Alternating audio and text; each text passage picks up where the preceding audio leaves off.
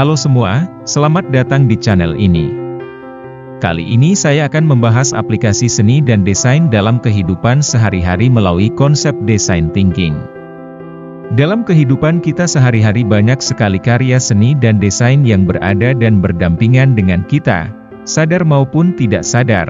Kita melihat atau menggunakan seni dan desain untuk memenuhi kebutuhan hidup dan untuk menunjang aktivitas kita sehari-hari. Mulai dari perabotan rumah tangga, pakaian, meja dan kursi, lemari, tempat tinggal, alat transportasi, alat komunikasi, gedung-gedung dan lain sebagainya.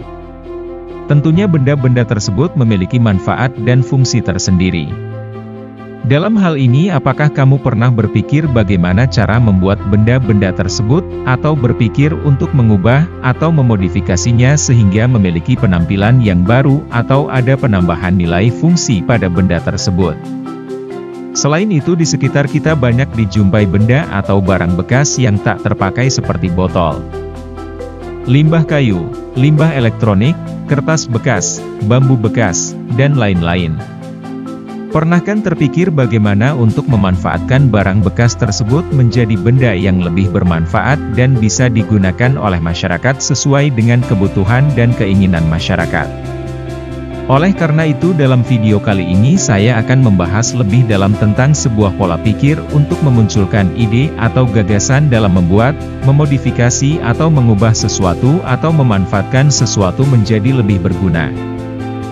Adapun pola pikir yang akan dibahas di video ini disebut dengan design thinking. Namun sebelum saya membahas pola pikir design thinking, saya bahas dulu pengertian seni dan desain, agar lebih mudah untuk memahaminya.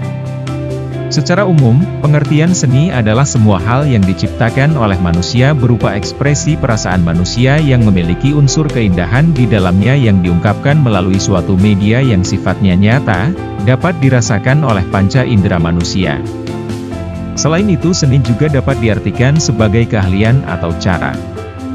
Sedangkan secara umum, pengertian desain adalah suatu perencanaan atau perancangan yang dilakukan sebelum pembuatan suatu objek, sistem, komponen, atau struktur yang bertujuan untuk memecahkan kebutuhan hidup manusia yang memiliki fungsi praktis dan nilai keindahan.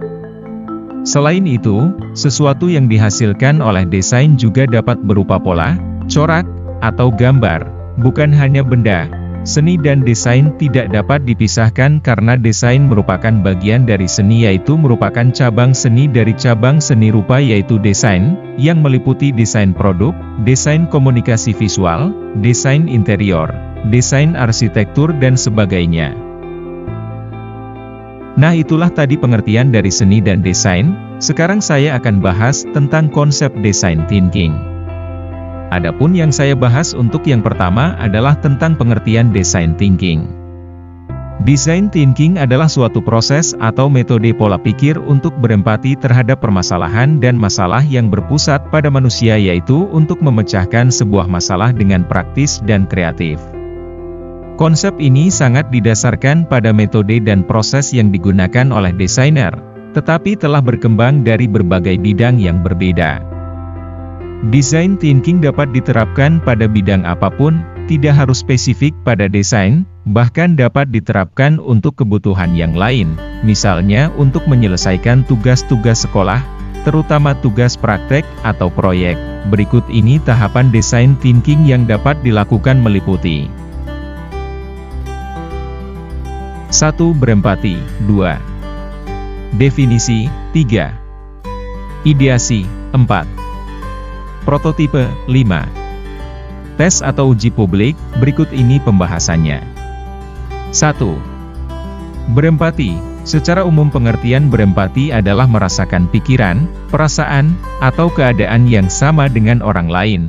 Dalam tahap ini cara yang bisa dilakukan yakni menelaah atau mempelajari, menyelidiki, mengkaji, memeriksa, menilik suatu keadaan.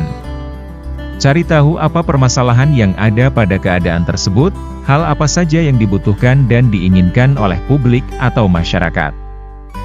Selain itu, dalam kegiatan berempati juga perlu melibatkan konsultasi para ahli untuk mempelajari lebih lanjut tentang bidang yang sesuai dengan permasalahan yang diamati sehingga memperoleh pemahaman yang lebih jelas tentang masalah yang kita amati. Contoh, misalnya kita jumpai tumpukan bambu bekas di sekitar kita yang belum dimanfaatkan secara maksimal, dan banyaknya tumpukan buku atau kertas-kertas yang belum tersusun rapi. 2. Definisi. Tahap yang kedua masuk pada proses definisi, yang berarti akan mengumpulkan informasi yang telah dibuat dan dikumpulkan selama tahap berempati, kemudian menganalisis dan membuat kesimpulan untuk menentukan masalah inti yang telah diidentifikasi. Contoh, berdasarkan informasi pada tahap sebelumnya maka dapat diambil kesimpulan bagaimana cara untuk merapikan tumpukan buku atau kertas dengan memanfaatkan bambu bekas yang ada di sekitar kita. 3. Ideasi. Tahap ideasi atau mencari ide atau gagasan, yaitu mencari sebuah inspirasi bagaimana cara mengatasi masalah dan apa yang harus dilakukan untuk mengatasi masalah tersebut. Setelah kita menemukan ide, maka kita perlu menganalisis bagaimana cara atau teknik serta media yang diperlukan untuk mewujudkan ide tersebut. Rangkaian ide yang telah disusun secara urut dijadikan sebagai dasar pedoman untuk memecahkan masalah tersebut. Selain itu, kita juga perlu untuk mencari referensi atau acuan ide bisa berupa contoh konsep, bentuk, media, teknik dan lain-lain. Contoh, berdasarkan keimpulan tadi maka ide untuk memecahkan masalah tersebut yaitu dengan membuat wadah atau tempat buku dengan memanfaatkan bambu bekas berupa box file. Sebagai acuan ide yaitu contoh berbagai macam bentuk box file. 4. Prototipe. Prototipe adalah membuat rancangan, sampel, atau model dengan tujuan pengujian konsep atau proses kerja dari produk.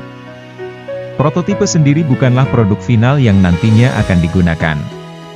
Prototipe dibuat untuk kebutuhan awal dan untuk mengetahui apakah produk tersebut sesuai dengan kebutuhan yang telah direncanakan. Selain itu, prototipe juga sebagai konsep dalam proses produksi yaitu berupa rangkaian ide yang disusun secara urut yang menjadi dasar atau pedoman dalam mewujudkan ide tersebut.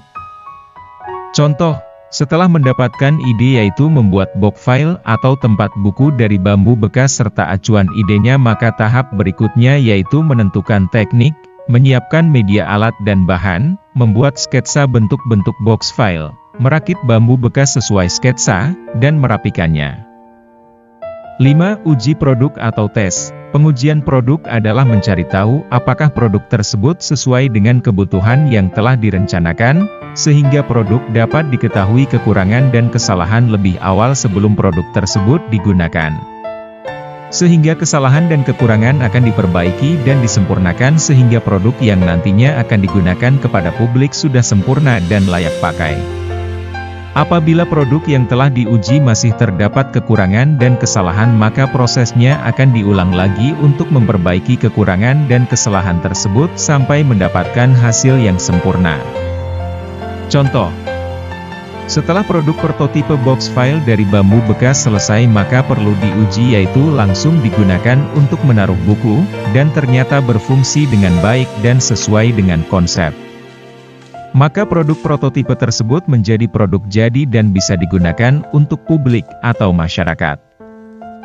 Berdasarkan pernyataan yang telah saya sampaikan, maka dapat diambil kesimpulan sebagai berikut. Pertama, bahwa design thinking dalam aplikasi seni dan desain dalam kehidupan sehari-hari, digunakan atau diterapkan agar dapat menghasilkan ide-ide yang kreatif dan inovatif sehingga akan menghasilkan karya seni dan desain yang berkualitas serta dapat memenuhi kebutuhan masyarakat sesuai dengan keinginannya. Kedua, design thinking adalah sebuah pola pikir untuk menyelesaikan suatu masalah berdasarkan kebutuhan dan keinginan masyarakat berupa rancangan suatu objek yang memiliki fungsi dan keindahan. Bisa berbentuk pola, corak, atau gambar dan bentuk 3 dimensi. Ketiga, design thinking dapat diterapkan pada bidang apapun, Tidak harus spesifik pada seni dan desain, bahkan dapat diterapkan untuk kebutuhan yang lain sesuai dengan permasalahan yang dihadapinya. Demikian konsep design thinking yang bisa saya sampaikan. Semoga bermanfaat dan bisa diterapkan untuk mengembangkan ide kreatif Anda. Mintalah bimbingan kepada orang yang lebih ahli atau kepada bapak ibu guru Anda untuk mewujudkan ide kreatif Anda. Terima kasih. Sampai jumpa lagi di video berikutnya. Jangan lupa like, komen, dan subscribe.